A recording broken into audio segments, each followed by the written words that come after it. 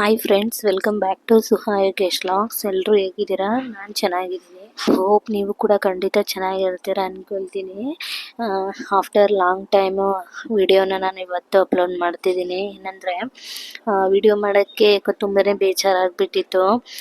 ಅದು ಅಲ್ಲದೆ ವಿಡಿಯೋ ಮಾಡೋಕ್ಕೆ ಇಂಟ್ರೆಸ್ಟು ಕೂಡ ಇರಲಿಲ್ಲ. ವಿಡಿಯೋ ಮಾಡಿದ್ರೂ ಎಡಿಟ್ ಮಾಡೋಕ್ಕೆ ಇಂಟ್ರೆಸ್ಟ್ ಇರಲಿಲ್ಲ. ಹಾಗಾಗಿ ವಿಡಿಯೋಸ್ನೇ ಮಾಡಿರಲಿಲ್ಲ ಆ್ಯಂಡ್ ಅಪ್ಲೋಡು ಕೂಡ ಮಾಡಿರಲಿಲ್ಲ. 1 ವೀಕ್ ಮೇಲೆ ಆಯಿತು ಅನಿಸುತ್ತೆ ನಾನು ವಿಡಿಯೋಸ್ ಅಪ್ಲೋಡ್ ಮಾಡಿ. ಇತ್ತೀಚೆಗೆ ಏನು ಮಾಡಿದ್ದೀನಿ ಅಂತ ಅಂದರೆ 1 ವೀಕಿಗೆ ಒಂದ್ಸಲ ವಿಡಿಯೋಸ್ನ ಅಪ್ಲೋಡ್ ಮಾಡ್ತಾಯಿದ್ದೀನಿ. ಪ್ರೀವಿಯಸ್ ನೋಡ್ಬೋದು ನೀವು. ಇವಾಗ ಇನ್ಮೇಲಾದರೂ ಕಂಟಿನ್ಯೂ ಆಗಿ ವಿಡಿಯೋ ಅಪ್ಲೋಡ್ ಮಾಡೋಣ ಅಂತೇಳಿ. ಇನ್ನಿವತ್ತು ಮೊದಲಿಗೆ ಕಷಾಯ ಮಾಡ್ಕೊಂಬಿಡೋಣ ಅಂತೇಳಿ. ಗಂಟ್ಲೆಲ್ಲ ಸ್ವಲ್ಪ ಕಿರಿಕಿರಿ ಆಗ್ತಾಯಿತ್ತು. ಹಾಗಾಗಿ ಅದಕ್ಕೆ ಏನೇನು ಬೇಕು ಅಂತ ನೋಡೋಣ. ಒಂದು ಏಲಕ್ಕಿ, ಒಂದು 4ರಿಂದ 5 ಮೆಣಸುಕಾಳು, ಒಂದು ಸ್ವಲ್ಪ ದಾಲ್ಚಿನ್ನಿ ಚಕ್ಕೆ ಬರುತ್ತೆ, ಈಗ ತೋರಿಸ್ತೆ ನೋಡಿ ಅದು. ಅದನ್ನು ಸೇರಿಸ್ಬಿಟ್ಟು ಒಂದು 2ರಿಂದ 3 ಲವಂಗನ ಹಾಕಿ ಚೆನ್ನಾಗಿ ಕುಟ್ಟಿ ಪುಡಿ ಮಾಡ್ಕೊಬೇಕು. ಪುಡಿ ಮಾಡಿ ಎತ್ತಿಟ್ಕೊಂಡು ನಾವು ಮೊದಲಿಗೆ ನೀರು ಕಾಯ್ಲಿಕ್ಕೆ ಇಟ್ಟಿದ್ವಲ್ಲ, ಅದಕ್ಕೆ ನಾನು ಸೇರಿಸ್ಕೊಳ್ತಾ ಇದ್ದೀನಿ. 1 ಸ್ಪೂನಷ್ಟು ಮಾಡಿಕೊಂಡೆ ನಾನು. ನಿಮ್ಗೆ ಬೇಕು ಅಂದರೆ ಫಸ್ಟೇ ಮಾಡಿ ಇಟ್ಕೊಬೋದು. ಇದನ್ನು ಕುಡಿಯೋದ್ರಿಂದ ಸ್ವಲ್ಪ ಗಂಟ್ಲು ಕಿರಿಕಿರಿ ಆಗ್ತಾಯಿದ್ರೆ ಅಥವಾ ಶೀತ ಕೆಮ್ಮು ಏನಾದರೂ ಇದ್ರೂ ಕೂಡ ಹೋಗ್ಬಿಡುತ್ತೆ. ಇದು ಹಬೆನ ತಗೋಬೇಕು. ಅದಕ್ಕೆ ನಾನು ಇಲ್ಲಿ ಹಬೆನ ತಗೊಳ್ತಾ ಇದ್ದೆ. ಇದು ಆ ಕಡೆ ಕುದೀತಾ ಇರಲಿ. ಅಷ್ಟೊತ್ತಿಗೆ ನಾನು ಈ ಕಡೆ ಮಾವಿನಕಾಯಿ ಎಲ್ಲನೂ ಅಂದರೆ ಮಾವಿನ ಹಣ್ಣೆಲ್ಲನೂ ನಮ್ಮ ಮನೆಯವರು ತಂದಿದ್ರು, ಕಡಿಮೆ ರೇಟ್ ಇದೆ ಅಂತ ಹೇಳ್ಬಿಟ್ಟು. ಹಾಗಾಗಿ ತಂದು ಹಾಗೇ ಇಟ್ಬಿಟ್ಟಿದ್ದೆ. ಇನ್ನು ಅದನ್ನು ಕೂಡ ತೆಗೆದಿಟ್ಕೊಳ್ಳೋಣ ಅಂತ ಹೇಳ್ಬಿಟ್ಟು ನೋಡ್ತಾ ಇದ್ದೀನಿ. ಯಾವುದೇ ಹಣ್ಣಾಗಿಲ್ಲ, ಇನ್ನು ಯಾವುದೇ ಕಾಯಿದೆ ಅಂತ ಹೇಳಿ. ಆಲ್ಮೋಸ್ಟ್ ಎಲ್ಲನೂ ಸ್ವಲ್ಪ ಹಣ್ಣಾಗಿದೆ ಅಷ್ಟೇ, ಜಾಸ್ತಿ ಏನು ಹಣ್ಣಾಗೋ ಥರ ಏನೂ ಇರಲಿಲ್ಲ. ಅದಕ್ಕೆ ಇವಾಗ ಸ್ವಲ್ಪ ಕಾಯಿ ಥರ ಇರೋದು ಕೆಳಗಡೆ ಇಟ್ಬಿಟ್ಟು ಅದಾದಮೇಲೆ ಹಣ್ಣು ಥರ ಇರೋದನ್ನು ಮೇಲ್ಗಡೆ ಇಟ್ಕೊಳ್ತಾ ಇದ್ದೀನಿ. ಮೊದಲಿಗೆ ಹಣ್ಣು ಇಟ್ಬಿಟ್ರೆ ಹಾಳಾಗೋಗುತ್ತೆ ಅಂತೇಳಿ. ಇನ್ನು ಇದನ್ನು ಕೂಡ ರೆಡಿ ಮಾಡಿ ಎತ್ತಿಟ್ಕೊಳ್ತಾ ಇದ್ದೀನಿ. ಸ್ಮೆಲ್ ಅಂತೂ ಚೆನ್ನಾಗಿತ್ತು, ಆದರೆ ಇನ್ನೂ ಇದು ಹಣ್ಣಾಗಬೇಕಿತ್ತು. ಇನ್ನೂ ಒಂದು 2 ಡೇಸ್ 3 ಡೇಸ್ ಆದ್ರೂ ಬೇಕಾಗ್ತಾ ಇತ್ತು ಹಣ್ಣಾಗಲಿಕ್ಕೆ. ಅದಕ್ಕೆ ಸುಮ್ಮನೆ ಕಟ್ ಮಾಡಿದ್ರೆ ಚೆನ್ನಾಗಿರಲ್ಲ, ಸುಮ್ಮನೆ ವೇಸ್ಟ್ ಆಗುತ್ತೆ. ನೋಡೋಣ, ಒಂದು 3 ಡೇಸ್ ಬಿಟ್ಟು ಕಟ್ ಮಾಡೋಣ ಅಂತೇಳಿ. ಇನ್ನು ಅದನ್ನು ಕೂಡ ಬೌಲ್ಗೆ ಹಾಕಿ ಎತ್ತಿಟ್ಕೊಂಡೆ. ಇನ್ನು ಈ ಕಡೆ ನಮ್ಮ ಮನೆಯವರು ಚಿಕನ್ ಗ್ರೇವಿ ಅಥವಾ ಸಾಂಬಾರು ಮಾಡು ಅಂತೇಳಿ ಮಾಮೂಲಿ ಕೋಳಿ ಬರುತ್ತಲ್ಲ, ಕಬಾಬ್ ಎಲ್ಲ ಮಾಡ್ತೀವಲ್ಲ, ಆ ಕೋಳಿನ ತಂದು ಕೊಟ್ಟಿದ್ರು. ಇನ್ನು ಅದನ್ನು ಕ್ಲೀನ್ ಮಾಡಿ ಎತ್ತಿಟ್ಕೊಟ್ಟೆ. ಇನ್ನು ಈ ಕಡೆ ಕಷಾಯ ನೋಡಿ ಚೆನ್ನಾಗಿ ಕುದ್ದಿತ್ತು. ನಾನು 1.5 ಗ್ಲಾಸಷ್ಟು ನೀರನ್ನ ಸೇರಿಸಿದ್ದೆ. ಅದು 3/4 ಗ್ಲಾಸ್ ಆಗೋಷ್ಟು ಕುದ್ದಿದೆ. ಇಷ್ಟು ಕುದಿಸ್ಕೊಬೇಕು. ಇದು ಕುದೀತಾ ಇರಬೇಕಾದ್ರೇ ಒಂದು ಒಳ್ಳೆ ಪರಿಮಳ ಬರುತ್ತೆ.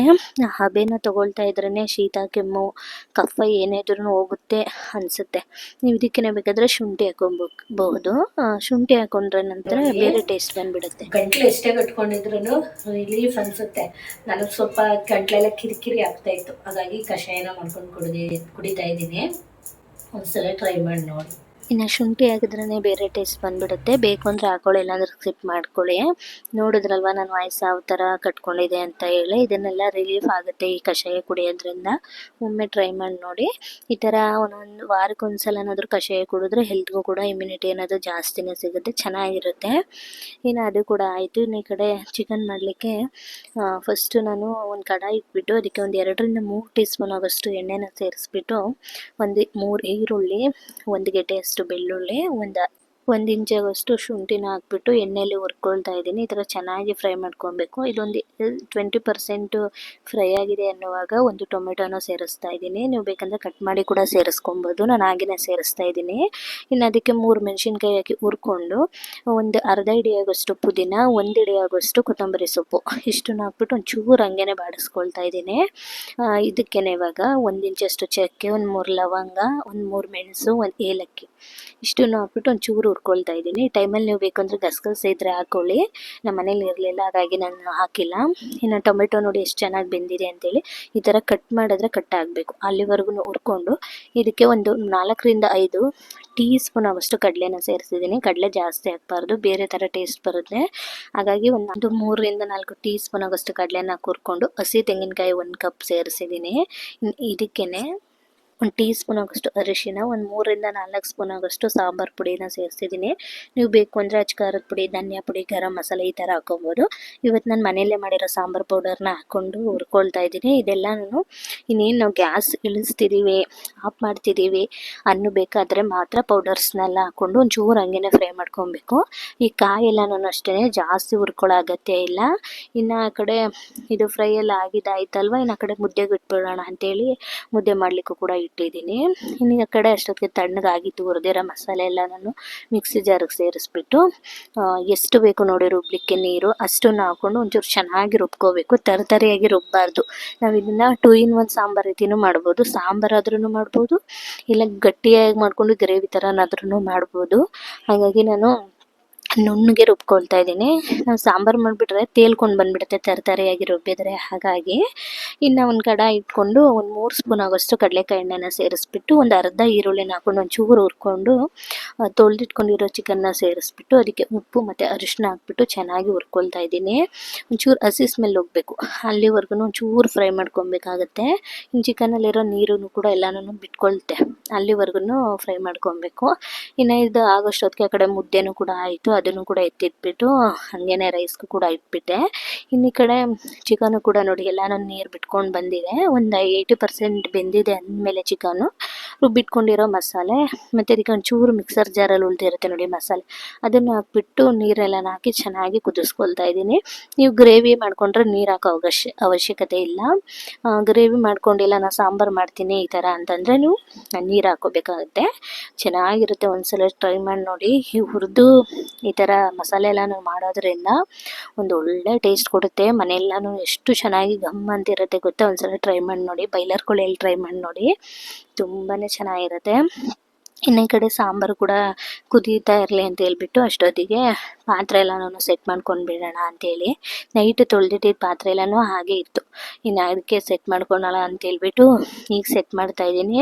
ಇನ್ನು ಅಷ್ಟೊತ್ತಿಗೆ ನನ್ನ ಮಗ ನನ್ನ ಜ್ಯೂಸ್ ಎಲ್ಲನೂ ಕುಡಿಯೋಣ ಅಮ್ಮ ಎಲ್ರೂ ಅಂತ ಹೇಳ್ತಾ ಇದ್ದ.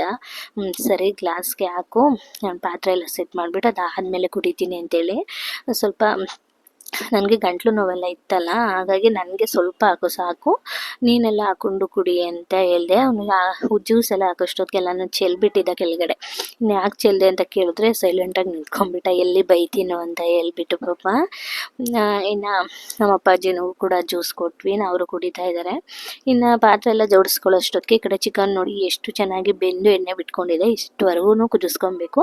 ಇಷ್ಟಾದಮೇಲೆ ಒಂಚೂರು ಕೊತ್ತಂಬರಿ ಸೊಪ್ಪು ಹಾಕ್ಬಿಟ್ಟು ಮತ್ತೆ ಇನ್ನೊಂದು 5 ನಿಮಿಷ ಕುದಿಸ್ಕೊಬೇಕು. ನಂಗೊಂದು ಸ್ವಲ್ಪ ಸಾಂಬಾರು ತೆಳ್ಳಗಂತ ಅನ್ನಿಸ್ತು, ಹಾಗಾಗಿ ತಿಕ್ನೆಸ್ ಬರೋವರೆಗೂ ಒಂದು ಸ್ವಲ್ಪ ಕುದಿಸೋಣ ಅಂತೇಳಿ ಕುದಿಲಿಕ್ಕೆ ಇಟ್ಟಿದ್ದೀನಿ. ಇದು ಸ್ವಲ್ಪ ಜಾಸ್ತಿ ನೀರಾಗೂ ಮಾಡ್ಕೊಬಾರ್ದು, ಜಾಸ್ತಿ ಗಟ್ಟಿಯಾಗೂ ಮಾಡ್ಕೊಬಾರ್ದು, ಮೀಡಿಯಮಾಗಿ ಮಾಡ್ಕೊಬೇಕು. ಆಗ್ಲೇ ಈ ಚಿಕನ್ ಗ್ರೇವಿ ಚೆನ್ನಾಗಿ ಬರೋದು. ಇನ್ನು ಈ ಕಡೆ ಇವಾಗ ಸಾಂಬಾರೆಲ್ಲ ರೆಡಿ ಆಯ್ತಲ್ವಾ, ಇನ್ನು ನಮ್ಮ ಅಪ್ಪನಿಗೆ ಊಟ ಕೊಟ್ಬಿಡೋಣ ಅಂತೇಳಿ. ಇನ್ನು ನಮ್ಮ ಅಪ್ಪನ ಮನೆಯಲ್ಲೇ ಇದ್ದರು, ಕರ್ಕೊಂಡು ಬಂದಿದ್ದೆ, ಹುಷಾರಿಲ್ಲ ಅಂತ ಹೇಳ್ಬಿಟ್ಟು ನಮ್ಮ ಮನೇಲೇ ಇರಲಿ ಒಂದು ವಾರ ಅಂತ ಹೇಳಿ ಒಂದು ವಾರ ಇದ್ದರು ಪಾಪ. ಅದಕ್ಕೆ ಅವ್ರಿಗೆ ಬಿಸಿ ಬಿಸಿ ಬೇಕಲ್ಲ, ಸುಮಾರು ಬೆಳಗ್ಗೆನೂ ಅಷ್ಟೇ ಅವ್ರು ಬೇಗನೆ ನಾಷ್ಟ ಬೇಕು ಅವರಿಗೆ, ಯಾಕಂದರೆ ವಯಸ್ಸಾಗಿದೆಯಲ್ವಾ. ಇನ್ನು ನೈಟು ಕೂಡ ಅಷ್ಟೇ ತುಂಬ ಜಾಸ್ತಿ ಹೊತ್ತೆಲ್ಲ ಹಸ್ಕೊಂಡು ಅವ್ರು ಇರೋದು ಅಭ್ಯಾಸ ಇಲ್ಲ ಅವರಿಗೆ. ಬೇಗನೆ ಊಟ ಕೊಟ್ಬಿಡ್ಬೇಕು, ಒಂದು 6:30 7 ಗಂಟೆ 7:30 ಒಳಗಡೆ ಅವ್ರಿಗೆ ಊಟ ಕೊಟ್ಬಿಡ್ಬೇಕು. ಬೆಳಗ್ಗೆನೂ ಅಷ್ಟೇ ನಾಷ್ಟನೂ ಒಂದು 7:30 8 ಗಂಟೆ ಒಳಗಡೆ ಕೊಟ್ಬಿಡಬೇಕು, ಇಲ್ಲಾಂದರೆ ಅಶ್ವು ತಡೆಯೋಕ್ಕಾಗಲ್ಲ. ಅದು ಅಲ್ಲದೆ ಟ್ಯಾಬ್ಲೆಟ್ ತೊಗೊಳ್ತಾರಲ್ವ, ನಾನು ಆದಷ್ಟು ಅವ್ರಿಗೆ ಕೊಡಲಿಕ್ಕೆ ಆ ಥರ ಟ್ರೈ ಮಾಡ್ತೀನಿ. ಒಂದೊಂದು ಸಲ ಆಗೋದಿಲ್ಲ, ಯಾಕಂದರೆ ನಾನು ಡ್ಯೂಟಿಗೆಲ್ಲ ಬರ್ತಿರ್ತೀನಿ, ಮಗುನ ಸ್ಕೂಲಿಗೆಲ್ಲ ಕಳಿಸೋದಿರುತ್ತೆ, ಆ ಥರ ಒಂದೊಂದು ಸಲ ಸ್ಕಿಪ್ ಆಗುತ್ತೆ. ಆದರೆ ಆಲ್ಮೋಸ್ಟು ಬೇಗನೆ ಊಟ ಕೊಡಲಿಕ್ಕೆ ಟ್ರೈ ಮಾಡ್ತೀನಿ. ಇನ್ನು ನಮ್ಮ ಅಪ್ಪಾಜಿಗೂ ಹಾಕ್ಕೊಟ್ಟೆ, ಇನ್ನು ಅವರು ಊಟ ಮಾಡ್ಕೊಳ್ಳಿ ಬಿಸಿ ಇರುವಾಗಲೇ ಅಂತ ಹೇಳ್ಬಿಟ್ಟು. ಇನ್ನು ಅದಾದಮೇಲೆ ನಾನು ನೆಕ್ಸ್ಟ್ ಡೇ ಬ್ಲಾಗ್ನ ಕಂಟಿನ್ಯೂ ಮಾಡ್ತಾಯಿದ್ದೀನಿ. ಅವತ್ತೇ ನನಗೆ ಬ್ಲಾಗ್ನ ಕಂಟಿನ್ಯೂ ಮಾಡೋಕ್ಕಾಗಿರಲಿಲ್ಲ, ಲೇಟ್ ಆಗಿಬಿಡ್ತು. ಇನ್ನು ಸರಿ ಅಂತ ಹೇಳ್ಬಿಟ್ಟು ನೆಕ್ಸ್ಟ್ ಡೇ ಬ್ಲಾಗ್ನ ಕಂಟಿನ್ಯೂ ಮಾಡ್ತಾಯಿದ್ದೀನಿ. ಏನಿದು ಗೊತ್ತಾ, ಇವತ್ತು ಗುರುವಾರ ಇದೆ, ಹಾಗಾಗಿ ವಾರ ಮಾಡಬೇಕಲ್ವಾ, ಹಾಗಾಗಿ ಮನೆಯೆಲ್ಲ ನಾನು ಕ್ಲೀನ್ ಮಾಡಿ ಪಾತ್ರೆ ಎಲ್ಲ ನಾನು ತೊಳೆದು ನಾನು ಡ್ಯೂಟಿಗೆ ಹೋಗಿ ಬಂದು ಅದಾದಮೇಲೆ ಬ್ಲಾಗ್ನ ಶುರು ಮಾಡಿರೋಂಥದ್ದು. ಏನು ಅಂತಂದರೆ ನಾನು ಡ್ಯೂಟಿಗೆಲ್ಲ ಹೋಗೋದ್ರಿಂದ ಆಲ್ಮೋಸ್ಟ್ ನನಗೆ ಬೆಳಗ್ಗೆ ಹೊತ್ತು ವಿಡಿಯೋ ಶೂಟ್ ಮಾಡ್ಕೊಳ್ಳೋದು ಸ್ವಲ್ಪ ಕಷ್ಟ ಆಗುತ್ತೆ, ಸ್ವಲ್ಪ ಏನು ಜಾಸ್ತಿನೇ ಕಷ್ಟ ಆಗಿಬಿಡುತ್ತೆ. ಯಾಕಂದರೆ ಮಗುಗೆ ರೆಡಿ ಮಾಡಬೇಕಿರುತ್ತೆ, ಟಿಫನ್ ಮಾಡಬೇಕಿರುತ್ತೆ, ಮತ್ತು ನಾವು ಕೂಡ ಎದ್ದು ಎಲ್ಲ ಪ್ರಶ್ನಪ್ಪಾಗಿ ಎಲ್ಲ ನಮ್ಮ ಕೆಲಸಗಳು ಇರುತ್ತೆ. ನಾವು ಟಿಫನ್ ಎಲ್ಲ ಮಾಡ್ಕೊಂಡು ತಿನ್ಕೊಂಡು ಹೋಗಬೇಕು. ಇನ್ನು ನಮ್ಮ ತರುಣನು ಬೇಗ ಹೋಗ್ಬಿಡ್ತಾನೆ, ಅವನು ಹೋಗೋಷ್ಟೊತ್ತಿಗೂ ಕೂಡ ಅಡುಗೆ ಎಲ್ಲ ರೆಡಿ ಮಾಡಬೇಕಲ್ಲ, ಹಾಗಾಗಿ ವಿಡಿಯೋನ ಶೂಟ್ ಮಾಡೋದು ಸ್ವಲ್ಪ ಕಷ್ಟ ಆಗ್ತದೆ. ಇತ್ತೀಚೆಗಂತೂ ಆಲ್ಮೋಸ್ಟ್ ಬೆಳಗ್ಗೆ ಹೊತ್ತು ಇವತ್ತು ವಿಡಿಯೋ ಶೂಟೇ ಮಾಡಿಲ್ಲ ಅನ್ಕೊಳ್ತೀನಿ. ಇವಾಗ ಸ್ವಲ್ಪ ಟ್ರೈ ಮಾಡಬೇಕು, ಇನ್ಮೇಲಾದ್ರೂ ಒಂದು ಸ್ವಲ್ಪ ವಿಡಿಯೋಸ್ ಎಲ್ಲ ಶೂಟ್ ಮಾಡ್ಕೊಳ್ಳೋಣ ಅಂತ ಅನ್ಕೊಂಡಿದ್ದೀನಿ. ನೋಡಬೇಕು, ಟ್ರೈ ಮಾಡಬೇಕು. ಇನ್ನು ಇವತ್ತು ಗುರುವಾರ ಇತ್ತಲ್ವಾ, ಹಾಗಾಗಿ ನಿನ್ನೆನೆ ಎಲ್ಲಾನು ಕ್ಲೀನ್ ಮಾಡಿ ಎಲ್ಲಾನು ವಾಶ್ ಮಾಡಿ ಇಟ್ಬಿಟ್ಟಿದ್ದೆ. ಅದನ್ನು ಕೂಡ ಇವಾಗೆಲ್ಲ ನಾನು ಮತ್ತೆ ಇನ್ನೊಂದ್ಸಲ ಒರೆಸ್ಕೊಂಡು ಟೆಂಪಲ್ ಎಲ್ಲ ನಾನು ಅಂದರೆ ದೇವ್ರ ಮಂದಿರ ಅದನ್ನೆಲ್ಲ ನಾನು ಒರೆಸ್ಕೊಂಡು ನೀಟಾಗಿ ರೆಡಿ ಮಾಡಿ ಇಟ್ಕೊಂಡಿದ್ದೀನಿ. ಇನ್ನು ನಾನು ಈ ಮಂಟಪಕ್ಕೆ ಈ ಥರ ಗ್ರೀನ್ ಗ್ರಾಸ್ ಮ್ಯಾಟ್ ಎಲ್ಲ ಬರುತ್ತೆ ನೋಡಿ, ಇದು ಸ್ವಲ್ಪ ಲೀಫ್ ಇದೆ ಇದರಲ್ಲಿ, ಅಂದರೆ ಎಲೆ ಇದೆ ಅದು ಬರುತ್ತಲ್ಲ, ಅದನ್ನು ತಂದು ಇದನ್ನೆಲ್ಲ ಹಾಕ್ಕೊಂಡಿದ್ದೀನಿ ಸ್ವಲ್ಪ ಗ್ರೀನಿಶ್ ಆಗಿ ಚೆನ್ನಾಗಿ ಕಾಣಲಿ ಅಂತ ಹೇಳ್ಬಿಟ್ಟು. ಇನ್ನು ಇದನ್ನು ಏನು ಅಂತಂದರೆ, ನಾವು ಪೂಜೆ ಮಾಡೋದು ನಾಳೆ ಅಂದರೆ ಇವತ್ತು ವಾಶ್ ಮಾಡಿ ಹಾಕ್ಬಿಡ್ಬೇಕು. ಇಲ್ಲ ಅಂದರೆ ಏನಾಗ್ಬಿಡುತ್ತೆ ಅಂದರೆ ಅದರಲ್ಲಿ ಎಲ್ಲ ನೀರು ಇರುತ್ತೆ ನೋಡಿ, ಎಲ್ಲ ತೇವಾಂಶ ಆಗಿಬಿಡುತ್ತೆ. ಹಾಗಾಗಿ ಅದು ಮತ್ತು ನಾನು ಇಲ್ಲಿ ಪುಟ್ಟಿದ್ದು ಸ್ಮಾಲ್ ಆಗಿ ಗಿಡ ಬರುತ್ತೆ ನೋಡಿ, ಇದನ್ನು ಕೂಡ ನಾನು ಆರ್ಡರ್ ಮಾಡ್ಕೊಂಡಿದ್ದೆ. ಇದನ್ನು ಕೂಡ ಅಷ್ಟೇ ಒಂದು 15 days ಒನ್ಸ್ ಆ ಥರ ನಾನು ವಾಶ್ ಮಾಡ್ತೀನಿ ಗಲೀಜಾಗಿದೆ ಅನ್ಬೇಕಾದ್ರೆ. ಹಾಗಾಗಿ ನಾನು ಒಂದಿನ ಮುಂಚೆನೇ ಇದನ್ನೆಲ್ಲ ವಾಶ್ ಮಾಡಿ ಕ್ಲೀನ್ ಮಾಡಿ ಎತ್ತಿಟ್ಕೊಳ್ತೀನಿ. ನಾನು ಈ ಸಲ ಇಲ್ಲಿ ಒಂದು ರೆಡ್ ಕಲರ್ ಬಟ್ಟೆ ಹಾಕ್ತಿದ್ದೆ ನೋಡಿ, ಅದು ವಾಶ್ ಮಾಡಿ ಹಾಕಿದ್ದೀನಿ, ಅದು ಮತ್ತೆ ಕೆಳಗಡೆ ಬಿದ್ದೋಗ್ಬಿಟ್ಟಿದೆ. ಇನ್ನು ಹಾಗಾಗಿ ನಾವು ಅವತ್ತು ಹಾಕೋದು ಬೇಡ, ಇವತ್ತು ನ್ಯೂಸ್ ಪೇಪರ್ನ ಬಳಸ್ಕೊಂಡು ಎಲ್ಲನೂ ರೆಡಿ ಮಾಡೋಣ ಅಂತೇಳ್ಬಿಟ್ಟು ದೇವ್ರ ಮಂಟಪ ಎಲ್ಲ ಕ್ಲೀನ್ ಮಾಡಿ ಅದಾದಮೇಲೆ ನ್ಯೂಸ್ ಪೇಪರ್ ಹಾಕಿ ಅದಾದಮೇಲೆ ಫೋಟೋ ಎಲ್ಲ ಇಟ್ಟು ರೆಡಿ ಮಾಡಿದ್ದೀನಿ. ಮತ್ತು ಇನ್ನೊಂದೇನು ಗೊತ್ತಾ, ನಮ್ಮ ಮನೆಯಲ್ಲಿ ಕಳಸದಲ್ಲಿ ಮೊಳಕೆ ಹೊಡೆದಿತ್ತು ಕಾಯಿ. ಯಾಕೋ ನಮಗೆಲ್ಲ ಈ ಸಲ ತುಂಬ ಕಿರಿಕಿರಿ ಅನಿಸೋದು, ಲಾಸ್ ಅನಿಸೋದು, ಆಮೇಲೆ ಅದು ಅಲ್ಲದೆ ಏನೋ ಒಂಥರ ಕೆಟ್ಟ ಕನಸು ಬರೋದು, ಈ ಥರ ಎಲ್ಲ ಆಗ್ತಿತ್ತು ನೋಡಿ. ಏನು ಆ ಥರ ಆಗ್ತಿದೆ ಏನು ಅಂತ ಯೋಚನೆ ಮಾಡ್ತಾಯಿದ್ವಿ. ನಾನು ನಮ್ಮ ಮನೆಯವ್ರ ಹತ್ರನೂ ಕೂಡ ತುಂಬ ಸಲ ಹೇಳಿದ್ದುಂಟು ಈ ಥರ ಇದೆ ಅಂತ ಹೇಳಿ. ಇನ್ನು ಅದಾದಮೇಲೆ ನೋಡಿದ್ರೆ ನಾವೇನು ಅಂದ್ಕೊಂಡ್ವಿ ಅಂದರೆ, ಸರಿ ಹೊನ್ನವ್ವ ಮಂತ್ರಾಲಯಕ್ಕೆ ಹೋಗಿ ಬರೋಣ ಅಂತ ಹೇಳಿ ಅಂದ್ಕೊಂಡ್ವಿ. ಈ ಥರ ಸಮಸ್ಯೆಗಳೇ ಆಗ್ತಿದೆ, ದೇವ್ರಿಗೆ ಹೋಗಿ ಬರೋಣ, ಯಾಕಂದರೆ ನಾವು ರಾಘವೇಂದ್ರನ ತುಂಬ ನಂಬ್ತೀವಿ. ಹಾಗಾಗಿ ಅಲ್ಲಿಗೆ ಹೋಗಿ ಬರೋಣ ಅಂತ ಅಂದ್ಕೊಂಡಿದ್ದು ವಾರನೇ ಕಾಯಲ್ಲಿ ಮೊಳಕೆ ಬಂದಿತ್ತು. ನಾವು ಇಷ್ಟು ದಿನ ನೋಡಿದ್ದೀವಿ, ಜಾಸ್ತಿ ದಿನಗಳೇ ಆಗಿಬಿಟ್ಟಿತ್ತು, ಅಂದರೆ ತಿಂಗಳುಗಳ ಮೇಲೆ ಆಗಿತ್ತು ನಮ್ಮ ಮನೇಲಿ ಕಾಯಲ್ಲಿ ಮೊಳಕೆ ಬಂದು. ಇನ್ನು ಇವಾಗ ಹೊನ್ನವ್ವ ಮಂತ್ರಾಲಯಕ್ಕೆ ಹೋಗಿ ಬರೋಣ ಅಂದ್ಕೊಂಡಿದ್ದು ವಾರನೇ ಕಾಯಲ್ಲಿ ಮೊಳಕೆ ಬಂದಿತ್ತು. ಅದು ನಮಗೆ ತುಂಬಾ ಖುಷಿ ಆಯಿತು, ಯಾಕಂದರೆ ಮನಸ್ಸಲ್ಲಿ ತುಂಬಾ ಕಳವಳ ಇತ್ತು, ನೋವಿತ್ತು. ಇನ್ನು ಅದ್ರ ಜೊತೆ ಕಾಯಿ ಕಳಸದಲ್ಲಿ ಮೊಳಕೆ ಬಂತಲ್ವಾ, ಅದನ್ನು ನೋಡಿ ತುಂಬಾ ಖುಷಿ ಆಯಿತು. ನಾನು ಸುಮ್ಮನೆ ಹಾಗೆಯೇ ನೆನ್ನೆ ಫೋಟೋ ಎಲ್ಲ ಕ್ಲೀನ್ ಮಾಡಬೇಕಾದ್ರೆ ಕ್ಲೀನ್ ಮಾಡೋಕ್ಕಿಂತ ತೆಗಿತಿದ್ನಲ್ಲ, ಆಗ ನೋಡಿದೆ, ಅದನ್ನು ಹಂಗೆ ನಿಮ್ಮ ಜೊತೆ ಶೇರ್ ಮಾಡ್ಕೊಳ್ಳೋಣ ಅಂತೇಳಿ. ಅದು ಶುಭ ಸೂಚನೆ ಅಲ್ವಾ, ಹಾಗಾಗಿ. ಇನ್ನು ಇವತ್ತು ಪೂಜೆ ಎಲ್ಲ ಮಾಡ್ಕೊಂಡಿದ್ದಾಯಿತು, ಸಿಂಪಲಾಗೇ ಮಾಡ್ಕೊಂಡಿದ್ದೀನಿ. ಇನ್ನು ನಾನು ಮೊದಲಿಗೆ ರಂಗೋಲಿ ಎಲ್ಲ ನಾನು ಹಾಕ್ಕೊಂಡಿದ್ದೆ, ಅದು ಒಂಚೂರು ವಿಡಿಯೋನ ಮಾಡಿದ್ದೀನಿ ನೋಡಿ, ಸಿಂಪಲಾಗಿ ಹಾಕ್ಕೊಂಡಿದ್ದೀನಿ, ಯಾಕಂದರೆ ನಮ್ಮ ಮನೆ ಮುಂದೆ ಜಾಗ ಇಲ್ಲ ಹಾಗಾಗಿ. ಇನ್ನು ನಾನು ಪೂಜೆ ಎಲ್ಲ ಮಾಡಿದಾದ್ಮೇಲೆ ನನ್ನ ಮಗ, ನಮ್ಮ ಯಜಮಾನ್ರು, ನಮ್ಮ ಅಪ್ಪಾಜಿ ಎಲ್ಲರೂ ಮಾಡಿದ್ರು. ಇನ್ನು ಸಿಂಪಲಾಗಿ ತೋರಿಸ್ತಾ ಇದ್ದೀನಿ ನೋಡಿ, ಫೋಟೋ ಎಷ್ಟು ಚೆನ್ನಾಗಿ ಕಾಣಿಸ್ತಿದೆ ಅಂತೇಳ್ಬಿಟ್ಟು. ಇನ್ನು ಇವತ್ತು ಏಕಾದಶಿ ಇತ್ತು, ಹಾಗಾಗಿ ರಾಯರ ಫೋಟೋಗೆ ಹೂವು ಏನೋ ಹಾಕಂಗಿರಲಿಲ್ಲ, ಹಾಗಾಗಿ ಹಾಕಿರಲಿಲ್ಲ. ತುಳಸಿ ದಳನೇ ಇಟ್ಟು ಏನೇ ಗ್ಲಾಸಲ್ಲಿ ಒಂಚೂರು ನೀರಿಟ್ಟು ಅದಕ್ಕೆ ತುಳಸಿ ದಳ ಹಾಕ್ಬಿಟ್ಟು ಪೂಜೆಗೆ ಇಟ್ಟಿದ್ದೆ. ಇನ್ನು ಇವತ್ತು ಏಕಾದಶಿ ಇದ್ರಿಂದ ಸ್ವಲ್ಪ ದೇವಸ್ಥಾನಕ್ಕೆ ಹೋಗಿ ಬಂದುಬಿಡೋಣ ಅಂತ ಹೇಳ್ಬಿಟ್ಟು ದೇವಸ್ಥಾನಕ್ಕೆ ಹೋಗ್ಲಿಕ್ಕೆ ಅಂತೇಳಿ ರೆಡಿ ಆಗ್ತಾ ಇದ್ದೀವಿ. ಆನ್ಲೈನ್ ಫ್ರೆಂಡ್ಶಿಪ್ ನಿಜವಾಗ್ಲೂ ಸೇಫಾ? ಒಂದು ವಿಷಯ ಹೇಳ್ತಿದೆ, ಇಂಡಿಯಾದಲ್ಲಿ ನಿಜವಾಗ್ಲೂ ಸೇಫ್ ಇರೋ ಒಂದು ಆಪ್, ಅದು ಕನೆಕ್ಟ್. ಒಂದ್ ದೇವಸ್ಥಾನಕ್ಕೆ ಮುಚ್ಚಿಬಿಡ್ತಾರೆ, 8 ಗಂಟೆ ಆಯ್ತು, ಇಲ್ಲೇ ಅರ್ಧ ಗಂಟೆ ಹೋಗ್ತೀರಾ? ಅದೇ ದೇವಸ್ಥಾನ ಅಷ್ಟೊತ್ತಿಗೆ ಇದು 8:15 ಕ್ಲೋಸ್. ನಾವು ಪೂಜೆ ಮಾಡೋದು ಇಷ್ಟೊತ್ತಾಯ್ತು. ಇನ್ನು ಈ ಡ್ರೆಸ್ ಲಿಂಕ್ ಏನಾದರೂ ಬೇಕು ಅಂತ ನನಗೆ ಕಮೆಂಟ್ ಮಾಡಿ. ಇದು ತುಂಬಾ ವರ್ಷಗಳಾಯಿತು ತೊಗೊಂಡು, ಬಟ್ ಇನ್ನೂ ಪುಸ್ತಕಾಗಿ ಚೆನ್ನಾಗೇ ಇದೆ. ಇದ್ರ ಲಿಂಕ್ ಇನ್ನೂ ಇದೆ, ಆನ್ಲೈನಲ್ಲೇ ಪರ್ಚೇಸ್ ಮಾಡಿ ತೊಗೊಂಡಿದ್ದು, ಬೇಕು ಅಂದರೆ ಲಿಂಕ್ ಕೊಡ್ತೀನಿ. ಚೆನ್ನಾಗಿದೆ, ನೆಟೆಡ್ ಡ್ರೆಸ್ ಇದು, ವಿತ್ ಬ್ಲ್ಯಾಕ್ ಫ್ಲವರ್ ಬಂದಿದೆ, ರೋಸ್ ಫ್ಲವರು, ಚೆನ್ನಾಗಿದೆ. ಇನ್ನು ಇವಾಗ ನಾನು ದೇವಸ್ಥಾನದ ಹತ್ರ ಬಂದಿದ್ದೀನಿ. ಇಲ್ಲೇ ರಾಘವೇಂದ್ರ ಸ್ವಾಮಿ ಮಠ ಇದೆ, ಅಂದರೆ ಇದು ಸುಬ್ರಹ್ಮಣ್ಯ ಸ್ವಾಮಿ ಮಠನೂ ಕೂಡ ಹೌದು, ದೇವಸ್ಥಾನನೂ ಕೂಡ ಇಲ್ಲೇ ರಾಘವೇಂದ್ರ ಸ್ವಾಮಿ ಏನೋ ಇದ್ದಾರೆ. ಇನ್ನು ಮಾಮೂಲಿಯಾಗಿ ಇಲ್ಲಿ ಪೂಜೆ ಮಾಡಿಸ್ಕೊಂಡು ಹೋಗ್ತಿರ್ತೀವಿ, ಯಾವಾಗಲೂ ನಾವು ಇಲ್ಲೇ ಬರ್ತೀವಿ, ನಮಗೆ ಹತ್ರ ಇರೋದು ಇದೇ ದೇವಸ್ಥಾನ, ಹಾಗಾಗಿ ಬಂದಿದ್ದೀವಿ ಇವತ್ತು.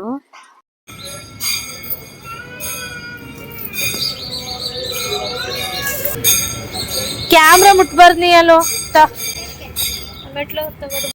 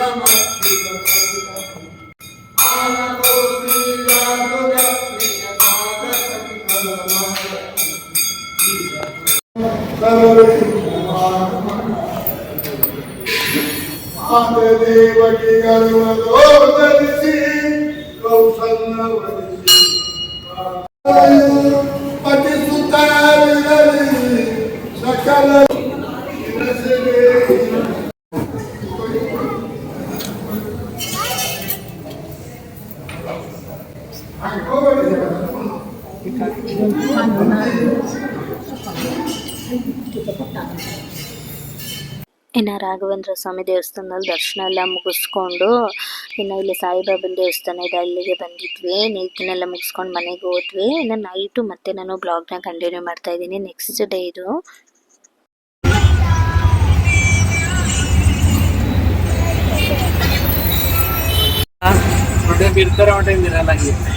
ಇವತ್ತೇನು ಇಷ್ಟು ಉದ್ದ ಕ್ಯೂ ಐತೆ ಅಪ್ಪ. ಸೋಮವಾರ ಹಾಕ್ತಿರೋದು, ಸೋಮವಾರ ಸಾಯಂಕಾಲ ಸಾಯಂಕಾಲ ಓಡಿಸಿ, ನಿನ್ನೆ ಬೆಳಗ್ಗೆ ಸಾಯಂಕಾಲ ಓಡಿಸಿ, ಇವತ್ತು ಬೆಳಗ್ಗೆ ಓಡ್ತೀನಿ. ನೆನ್ನೆ ಹಾಕ್ತಾನ ಅಂತ ಬಂದೆ, ಇಲ್ಲಿವರೆಗೂ ಕಾಲಿಟ್ಟು ಅಲ್ಲಿವರೆಗೂ ಗಾಡಿದ್ದು ಹಿಂಗೆ ಸುಮ್ಮನೆ ಹೋದ ಹಂಗೆಲ್ಲ.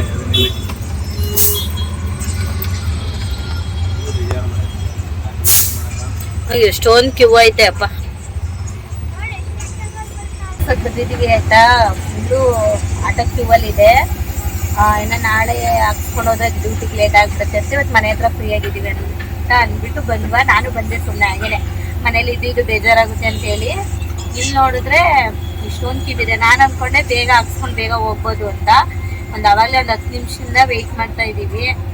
ನೋಡಬೇಕು, ಗ್ಯಾಸ್ ಹಚ್ಕೊಂಡು ಹೊರಡಬೇಕು. ಇನ್ನು ನನ್ನ ಮಗನ್ನು ಕರ್ಕೊಂಡು ಬಂದಿದ್ದೀವಿ ಜೊತೆಗೆ. ತೋರಿಸ್ತೀನಿ ಏನು ಕೂತಿದ್ದಾನೆ ಅಂತ. ಎಲ್ಲಿ ನೋಡಿ, ನೇಹಾಲ್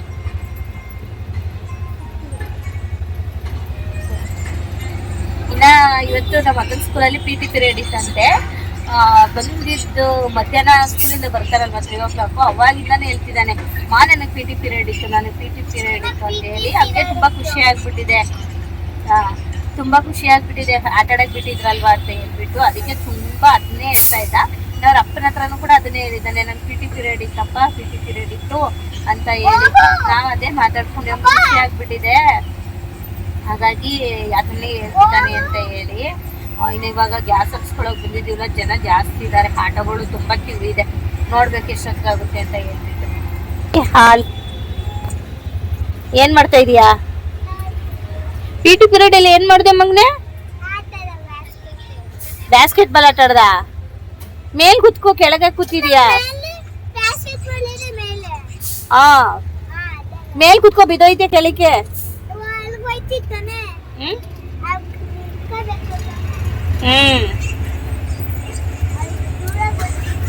ಬಾ ಮೇಲ್ ಕುತ್ಕೋ,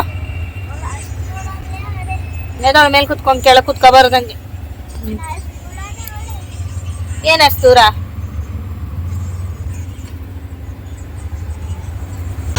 ಇವತ್ತು ವೆದರ್ ಕೂಡ ಎಷ್ಟು ಚೆನ್ನಾಗಿದೆ ಗೊತ್ತಾ, ತಂಪಾಗಿದೆ. ಇಲ್ವಾ? ಸ್ವಲ್ಪ ಇವತ್ತು ಚಳಿನೂ ಕೂಡ ಇದೆ. ಇವಾಗ ಒಂದು 9 o'clock ಆಗಿದೆ. ಈ ಟೈಮ್ಗೆ ಬಂದಿರತ್ತೆ ಗ್ಯಾಸ್ ಹಾಕ್ಲಿಕ್ಕೆ. ವೆದರ್ ಎಷ್ಟು ತಂಪಿದೆ ಗೊತ್ತಾ. ಹಂಗಾಗಿ ಆಟೋ ಮೂವ್ ಆಗ್ತಾ ಇದ್ದಾವೆ. ಫಸ್ಟು ಆಟೋಗೆ ಗ್ಯಾಸ್ ಎಲ್ಲಾನು ಪ್ರಾಬ್ಲಮ್ ಆಗಿತ್ತು ನೋಡಿ. ಈಗ ರೀಸೆಂಟ್ ಆಗಿ ಅವಾಗಂತೂ ಒಂದು ಅರ್ಧ ಕಿಲೋಮೀಟರ್ ಅಷ್ಟು ದೂರ ಆಟೋಗಳಿಗೆ ಗ್ಯಾಸ್ ಹಾಕ್ಲಿಕ್ಕೆ ಅಂತಾನೇ ವೆಯ್ಟ್ ಮಾಡ್ಬೇಕಿತ್ತು. ಕಾರ್ ಆಗ್ಲಿ ಗ್ಯಾಸ್ ಆಗಲಿ ಎಲ್ಲ ಪ್ರಾಬ್ಲಮ್ ಆಗಿತ್ತು ನೋಡಿ. ಈಗ ಒಂದು 9 months 10 months ಬ್ಯಾಕ್ ಅನ್ಸುತ್ತೆ. ಅವಾಗಂತೂ 1/2 ಕಿಲೋಮೀಟರ್ ದೂರದಲ್ಲೇ ವೆಯ್ಟ್ ಮಾಡಬೇಕಿತ್ತು. ಗ್ಯಾಸ್ ನಾಳೆ ಬೇಕು ಅಂದ್ರೆ ಇವತ್ತೆಲ್ಲ ವೆಯ್ಟ್ ಮಾಡಿ ಗ್ಯಾಸ್ ಹಚ್ಕೊಬೇಕಿತ್ತು. ಆ ತರ ಇತ್ತು. ಇವಾಗ ಕಡಿಮೆ ಆಗಿದೆ. ಇವಾಗ ಅಷ್ಟೊಂದಿಲ್ಲ, ಸ್ವಲ್ಪ ಒಂದು 20 ಗಾಡಿಗಳಷ್ಟು ಇದೆ. ನೋಡ್ಬೇಕು ಎಷ್ಟೊಂದಾಗುತ್ತೆ ಅಂತ ಹೇಳಿ. ಒಂದ್ ಸ್ವಲ್ಪ ಮುಂದೆ ಪಾಸ್ ಆಗಿತ್ತು. ಇವಾಗ ನೋಡೋಣ. ಗಿಡಗಳೆಲ್ಲ ಇಟ್ಟಿದ್ದಾರೆ ನೋಡಿ, ಪಾಟ್ಗಳೆಲ್ಲ ಎಷ್ಟು ಚೆನ್ನಾಗಿದೆ ಅಂತ ಹೇಳ್ಬಿಟ್ಟು. ಇದೇನ್ ಗಿಡ? ಇದು ಕರ್ಬೇವು ಗಿಡನ ರೀ ಇದು? ಅದು ಉದ್ದಕ್ಕಿರೋದು?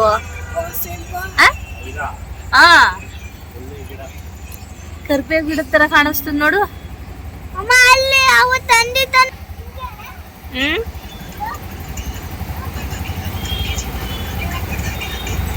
ಏನೋ ಒಂಥರ ಗಿಡ. ಏನವ? ಕೈ ಬಿಡು ಬಾಯಿಂದ. ಎಲ್ಲಿಂದನವ? ನುಗ್ಗೆ ಸೊಪ್ಪು ಅಲ್ಲ ಕಣವ ಇದು. ಇದೇನೋ ಬೇರೆ ಸೊಪ್ಪು. ಫಸ್ಟ್ ಕರ್ಬೇವಿನ ಸೊಪ್ಪು ತರ ಕಾಣಿಸ್ತಲ್ಲ, ಕರ್ಬೇವಿನ ಸೊಪ್ಪಲ್ಲ ಅದು, ನುಗ್ಗೆ ಸೊಪ್ಪು ಅಲ್ಲ, ಬೇರೆ ಸೊಪ್ಪು. ನಿಂಗೆ ನುಗ್ಗೆ ಸೊಪ್ಪು ತರ ಕಾಣಿಸ್ತಾ?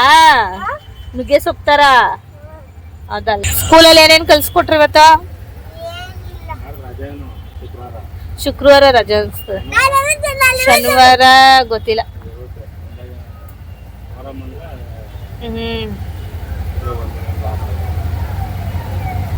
ಮಳೆ ಬರೋ ತರ ಐತಲ್ವಾ?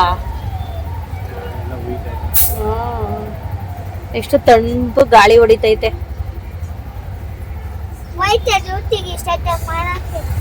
ಆ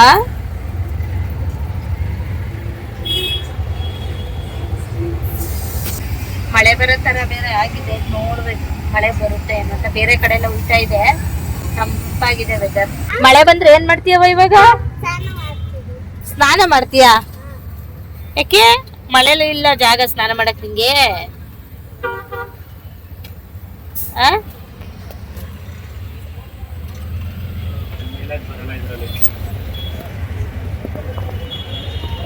ಅದರಲ್ಲೇ ಹಾಕ್ಸು ಮುಂದೆ.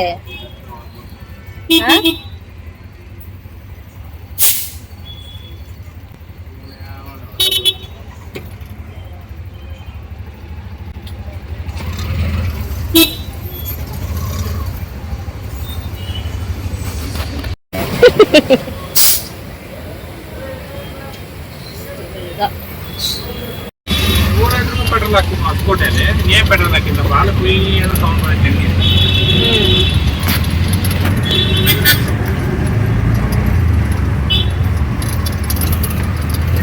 ಮನೆಗೆ ಹೊರಡ್ತಾ ಇದೀವಿ ಫ್ರೆಂಡ್ಸ್.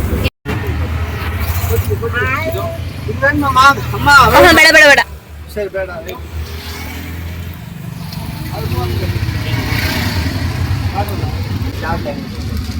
ಇದ್ ನೋಡಿ ಡೇಟ್ಸ್ ಹಣ್ಣು. ಸೇಮ್ ನಾವು ಊಟಿ ಆಪಲ್ ತಿಂತೀವಿ ನೋಡಿ, ಅದೇ ತರನೇ ಇರುತ್ತೆ. ಮನೆಯವ್ರು ಹಣ್ಣು ತಗೊಳ್ತಾ ಇದಾರೆ.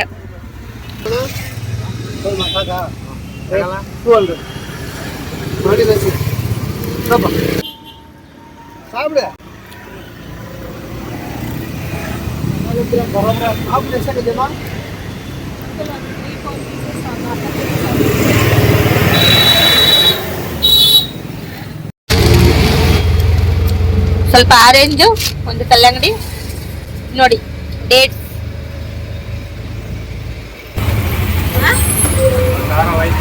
ಆಯ್ತಾ? ಇದು ಹಸಿ ಡೇಟ್ಸ್ ಇದೆಯಲ್ಲ, ತಿನ್ಬೇಕಾದ್ರೆ ಊಟಿ ಆಪಲ್ ತರ ಇದೆ. ತಿಂದಾದ್ಮೇಲೆ ಕೊಬ್ಬರಿ ತಿಂತೀವಿ ನೋಡಿ, ಒಣ ಕೊಬ್ಬರಿ ಆ ತರ ಇದೆ. ತಿನ್ಬೋದು, ಅಷ್ಟೊಂದೇನು ಕಸರೆ ಅನ್ಸಲ್ಲ. ಟ್ರೈ ಮಾಡಿ ನೋಡಿ. ಇನ್ನೊಂದು ಸ್ವಲ್ಪ ಆರೆಂಜು ಕಲ್ಲಂಗಡಿನ ತಗೊಂಡಿದ್ದೀವಿ. ಮನೆ ಹತ್ರ ರೀಚ್ ಆದ್ವಿ. ಇನ್ನು ಇವತ್ತಿನ ಬ್ಲಾಗ್ನು ಕೂಡ ಇಲ್ಲಿಗೆ ಎಂಡ್ ಮಾಡ್ತೀನಿ. ಇಷ್ಟ ಆದರೆ ಪ್ಲೀಸ್ ನಮ್ಮ ಚಾನಲ್ನ ಇನ್ನೂ ಯಾರು ಸಬ್ಸ್ಕ್ರೈಬ್ ಮಾಡ್ಕೊಂಡು ನೋಡಿ.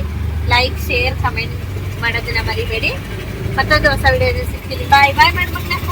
ಈ ಕಡೆ ನೋಡ್ಕೊಂಡು ಮಾಡೋದು.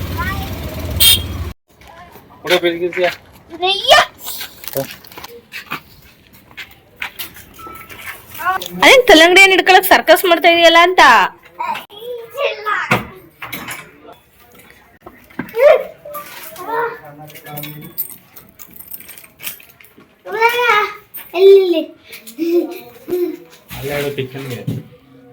ಇಲ್ಲೇ ಇಡು, ಬೆಳಗ್ಗೆ ಎತ್ತಿಟ್ರು. ಓ ಇವ್ನ ಕಲ್ಲಂಗಡಿ ಹಣ್ಣು ಇಷ್ಟ ಅನ್ಬಿಟ್ಟು ಇವ್ನು ಎತ್ಕೊ ಬಂದವನೆ ಹಂಗಾರೆ.